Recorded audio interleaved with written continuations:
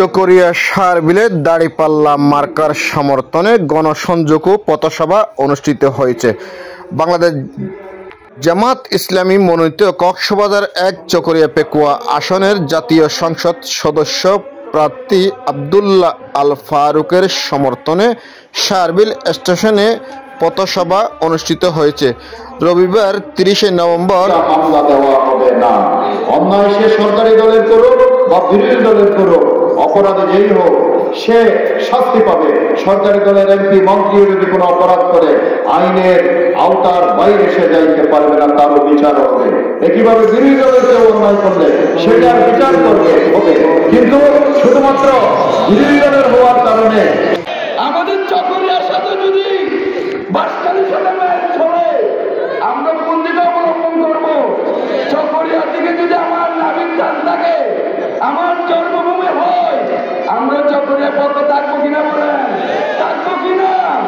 আগামী চকরিয়া পেকুয়া জাতীয় সংসদ নির্বাচনে ৫,৩৩,০০০ ভোট আছে।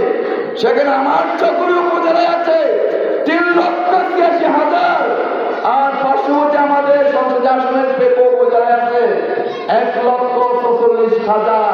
তাদের চেয়ে আড়াই গুণ ভোট কোন দিকে বলেন? কোন দিকে বলেন? তাদের প্রার্থী আগে বলতে আমাদের প্রার্থী জামানত বাজেয়াপ্ত হবে। কালকে তাদের এক ইউনিয়নের চেয়ারম্যান উনি কালকে বক্তৃতা করছে, ওদের প্রার্থী নাকি আমাদের প্রার্থীকে চক্করে ঠুঠের মিলি ২০,০০০ করে ডিফেক্ট দেবে। আমি ওই দলকে বলতে চাই, আজকের জামাত ইসলাম ১৯৯৬ জামাত ইসলাম নয়।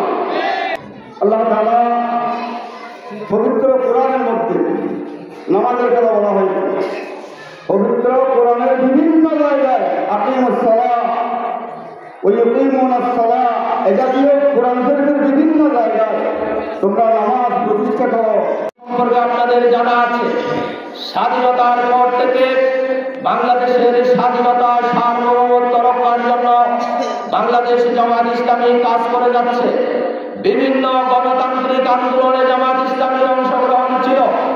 বাংলাদেশের এই জমিনে আল্লাহর দ্বীন, কোরআনের শাসন, আল্লাহর আইন, সন্ত্রুকের শাসন প্রতিষ্ঠা করার জন্য প্রতিটা নির্বাচনে বাংলাদেশ জামাত ইসলামী অংশগ্রহণ করেছেন।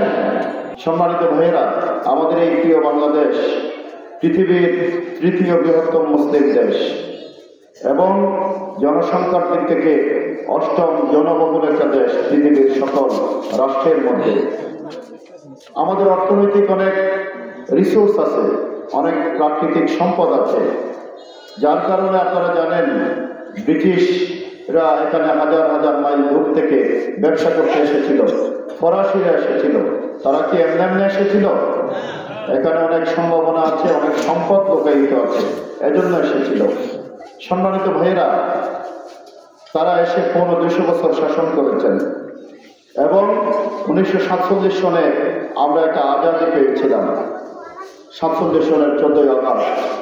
তারপরে ২৩ বছরের শাসন, পূর্ব পাকিস্তানের প্রতি বৈষম্য এবং আমাদের অধিকার, গণতান্ত্রিক অধিকার তারা ভুলুণ্ঠিত করার কারণে এই দেশের মুক্তির জন্য ৭১ সালে মুক্তিযুদ্ধ হয়। ৭১ সালের ৯ মাসের যুদ্ধের মাধ্যমে ১৬ই ডিসেম্বর আমরা একটি ভূখণ্ড, একটি পতাকা লাভ করি, নতুন একটি দেশ বাংলাদেশ বিশ্বের মানচিত্রে পরিচিতি লাভ করে। বাংলাদেশের যারা মুক্তিযুদ্ধ করেছিলেন সেদিন তাদের একটা ঘোষণাপত্র ছিল, মুক্তিযুদ্ধের ঘোষণাপত্র। সেখানে তাদের ঘোষণাপত্রের মূল প্রতিপাদ্য ছিল সাম্য, মানবিক মর্যাদা এবং সামাজিক ন্যায় বিচার। আজকে ৫৪ বছর অতিবাহিত হয়েছে, মূল্যায়নের সময় কি এসেছে ভাইয়েরা? মূল্যায়নের সময় এসেছে।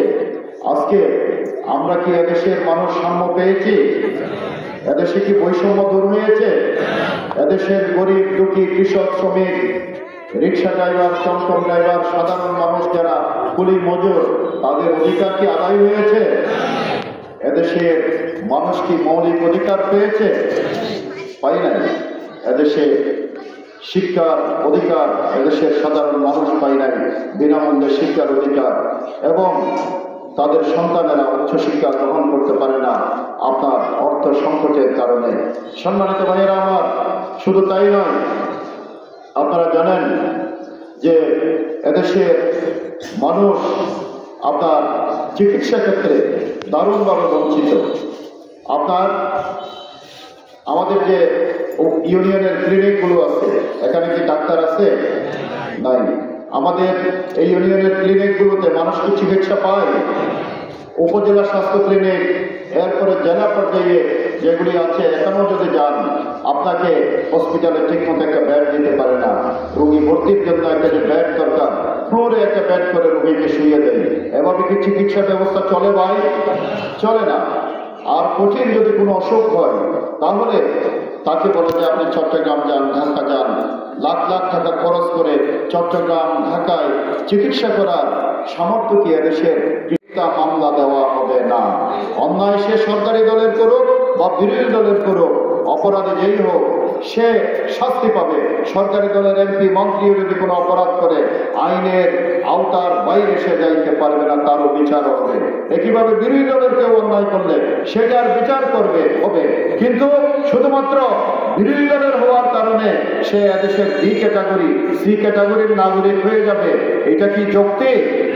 এটা যার যার ধর্ম স্বাধীনভাবে উৎসব মুখরভাবে পালন করবে। অন্যান্য ধর্মাবলম্বীরা তাদের অধিকার এবং রাষ্ট্রীয় সকল সুবিধা তারা ভোগ করবে। আমাদের মা বোনেরা তাদের ইজ্জত আবরু নিরাপত্তা আরো বৃদ্ধি পাবে এবং তাদের জন্য নিরাপদ কর্মসংস্থান বৃদ্ধি পাবে। আমাদের নারীরা সবচেয়ে সম্মানিত হবে যদি ইসলাম রাষ্ট্র